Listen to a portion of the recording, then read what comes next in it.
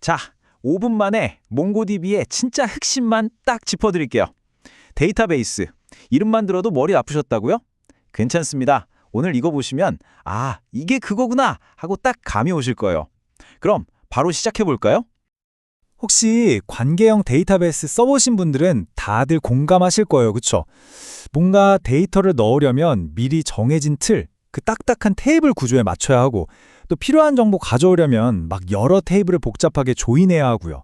바로 이런 답답함에서 몽고DB 이야기가 시작됩니다. 자, 보세요. 이게 바로 핵심입니다. 왼쪽이 몽고DB 방식인데요. 그냥 우리가 코드 짤 때 쓰는 객체처럼 관련된 정보를 한 군데 다 넣어놨어요. 깔끔하죠? 근데 오른쪽 기존의 SQL 방식을 보면 와, 이 간단한 데이터를 표현하려고 테이블을 2개나 만들어서 외래 키로 연결하고 훨씬 복잡하잖아요. 몽고DB가 얼마나 직관적인지 바로 느껴지시죠? 자, 그럼 몽고DB를 몽고DB답게 만드는 첫 번째 개념, 바로 도큐먼트입니다. 몽고DB 세상에서는요, 모든 데이터가 바로 이 도큐먼트라는 단위로 저장이 돼요. 이 도큐먼트라는 게 생긴 건 제이슨이랑 거의 똑같아요. 그런데 실제로는 빗선이라는 뭐랄까 제이슨의 업그레이드 버전 같은 걸로 저장이 되거든요.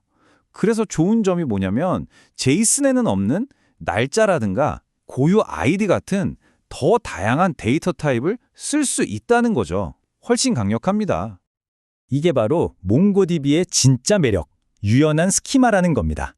이 도큐먼트들을 담아두는 폴더 같은 걸 컬렉션이라고 부르는데요. 자, 보세요. 같은 컬렉션, 그러니까 같은 폴더 안에 있는데도 문서들 모양이 다 제각각이죠?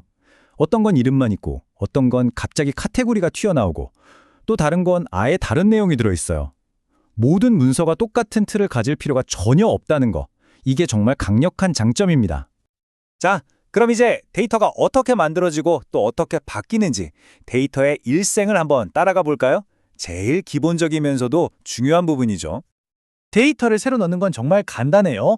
insert1, 이름 그대로 하나를 넣는다는 뜻이죠. 이 명령으로 컬렉션에 도큐먼트 하나를 그냥 쏙 하고 집어넣으면 끝입니다. 정말 쉽죠? 자, 여기서 진짜 중요한 게 나옵니다. 업데이트 할 때요. 만약에 필드 딱 하나만 바꾸고 싶다? 그러면 반드시 이 $set이라는 걸 써주셔야 해요.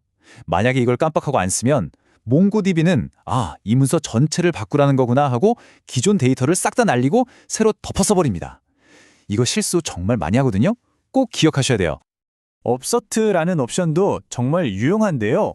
이름이 업데이트랑 인서트를 합친 거예요. 말 그대로 일단 찾아보고 데이터가 있으면 업데이트하고 없으면 새로 만들어. 이 모든 걸 명령어 한 방에 해결해 줍니다. 정말 편리하겠죠? 자, 데이터를 넣고 수정하는 법을 알았으니까 이제 원하는 데이터를 기가 막히게 찾아내는 방법을 알아봐야겠죠? 몽고DB에서 데이터를 찾는 방법, 즉 쿼리 언어가 정말 잘 되어 있어요. 그냥 스테터스가 액티브인 것처럼 똑같은 값을 찾는 건 기본이고요. $GT, greater than의 약자인데 이걸 쓰면 나이가 20살보다 많은 사람을 찾을 수도 있고 $in을 쓰면 태그나 데이터 태그 중에 하나라도 가진 데이터를 찾아낼 수도 있습니다. 정말 다양하죠? 근데 이런 건 어떨까요? 좀 더 까다로운 경우인데요. 만약에 배열 안에 그것도 그냥 값이 아니라 객체들이 여러 개 들어있다고 쳐요. 그 객체들 중에서 특정 조건을 만족하는 걸 찾아야 한다면 이건 좀 머리가 아파지죠. 예를 들어서 바로 이런 데이터입니다. 찰리라는 학생이 있는데 스코어스 필드를 보니까 수학 점수, 미술 점수가 배열 안에 객체 형태로 들어있어요. 여기서 우리의 미션은 이겁니다. 과목이 미술이면서 동시에 점수가 80점보다 높은 학생을 찾아내라. 이럴 때 쓰는 비장의 무기가 바로 LM매치입니다. 이게 뭐냐면 배열 안에 있는 요소 하나가 내가 주는 조건들을 모두 만족해야 한다는 뜻이에요. 그러니까 과목이 Art라는 조건이랑 점수가 80보다 높다는 조건, 이 두 가지를 동시에 만족하는 하나의 배열 요소가 있는 도큐먼트를 기가 막히게 찾아주는 거죠. 좋습니다. 이제 기본기는 다졌고요. 한 단계 레벨업 해볼까요? 데이터를 그냥 찾는 걸 넘어서 분석하고 쿼리 속도를 미친 듯이 끌어올리는 기술들을 알아볼 겁니다. 개발자라면 누구나 겪는 고통이죠. 쿼리를 날렸는데 응답이 없어. 한참 뒤에 결과가 나와요.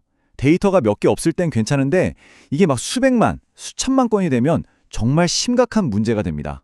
왜 이럴까요? 그 범위는 바로 컬렉션 스캔, 줄여서 콜 스캔일 확률이 아주 높습니다. 이게 뭐냐면요. 몽고DB가 데이터를 찾으려고 그냥 컬렉션에 있는 모든 문서를 처음부터 끝까지 하나하나 다 뒤져보는 거예요. 비유하자면 두꺼운 책에서 단어 하나 찾으려고 1페이지부터 마지막 페이지까지 샅샅이 읽는 거랑 똑같아요. 당연히 느리겠죠? 이걸 해결해주는 마법이 바로 인덱스입니다. 인덱스를 만들어두면 몽고DB는 더 이상 무식하게 다 읽지 않아요. IX 스캔, 즉 인덱스 스캔을 하거든요. 이건 책 맨 뒤에 있는 찾아보기를 보고 아, 이 단어는 257페이지에 있구나 하고 바로 그 페이지로 점프하는 것과 같아요. 속도가 비교가 안 될 정도로 빨라집니다. 하지만 세상에 공짜는 없죠. 인덱스에도 대가가 따릅니다. 읽는 건 엄청 빨라지는데 반대로 데이터를 새로 쓰거나 수정할 때는 원본 데이터뿐만 아니라 인덱스도 업데이트를 해줘야 하거든요. 그래서 쓰기 속도는 조금 느려져요. 그리고 인덱스 자체도 공간을 차지하고요. 그래서 무조건 인덱스를 거는 게 아니라 읽기와 쓰기의 균형을 잘 맞추는 게 정말 중요합니다. 자, 이번엔 집계 파이프라인이라는 건데요. 이건 단순 검색을 넘어서 데이터를 막 요리조리 분석하고 통계를 낼 때 쓰는 강력한 기능이에요. 이름처럼 파이프라인, 그러니까 데이터가 흘러가는 공장 라인을 만드는 거라고 생각하시면 돼요. 첫 번째 단계에서 원하는 데이터만 골라내고 다음 단계에서 그걸 그룹별로 묶어서 합계나 평균을 계산하고 마지막 단계에서 예쁘게 정렬해서 내보내는 거죠. 좋습니다. 지금까지는 데이터베이스 안에서만 놀았는데요. 이제 진짜 우리가 만드는 앱, 웹사이트에서 몽고DB에 어떻게 접속하는지 알아봐야겠죠? 보통 이런 식으로 생긴 연결 문자열이라는 걸 사용해서 접속해요. 복잡해 보이지만 별거 아니에요. 맨 앞에 사용자 아이디랑 비밀번호가 있고 골뱅이 뒤에 데이터베이스 서버 주소가 있고 마지막에 내가 접속할 데이터베이스 이름이 들어가는 그냥 일종의 비밀 주소 같은 거라고 보시면 됩니다. 실제 코드에서는 이런 느낌이에요. 똑같이 나이가 20살보다 많은 데이터를 찾는 건데 위에 find를 쓰는 방식이랑 아래 aggregate를 쓰는 방식이 구문이 살짝 다르죠.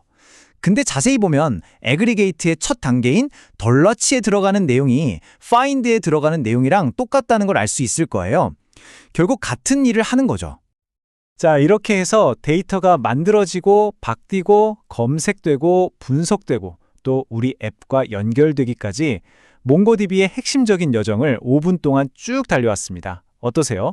이제 이 유연하고 강력한 도구가 여러분 손에 쥐어졌습니다.